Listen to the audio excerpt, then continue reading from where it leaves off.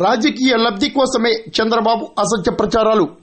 మాజీ ముఖ్యమంత్రి జగన్మోహన్ రెడ్డి దర్యాప్తు చేయండి, అప్పుడు మాట్లాడండి.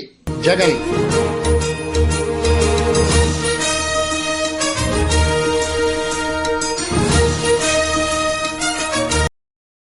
రాష్ట్రంలో రాజకీయ లబ్ధి ప్రయోజనాల కోసమే చంద్రబాబు వైసీపీ గత ప్రభుత్వంపై అసత్య ప్రచారాలు సాగిస్తున్నారని మాజీ ముఖ్యమంత్రి జగన్ ఆరోపించారు.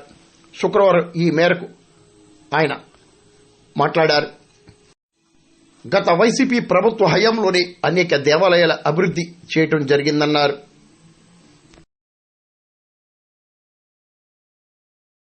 పాలన మీద చంద్రబాబు నాయుడు గారి 100 రోజుల పాలన మీద దృష్టి పెట్టేసరికి ఇప్పుడు తిరుమలకు వచ్చే నెయ్యి కల్తీ జరిగిందంటూ ఇంకో డైవర్షన్. ఇది నిజంగా అన్నిటికన్నా ఇంకా ఆశ్చర్యం కలిగించే పెద్ద డైవర్షన్.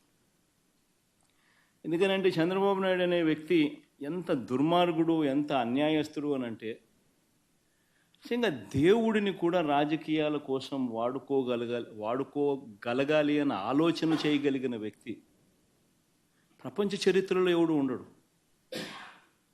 ఇంత అన్యాయస్తుడు ప్రపంచ చరిత్రలో ఎవడు ఉండడు.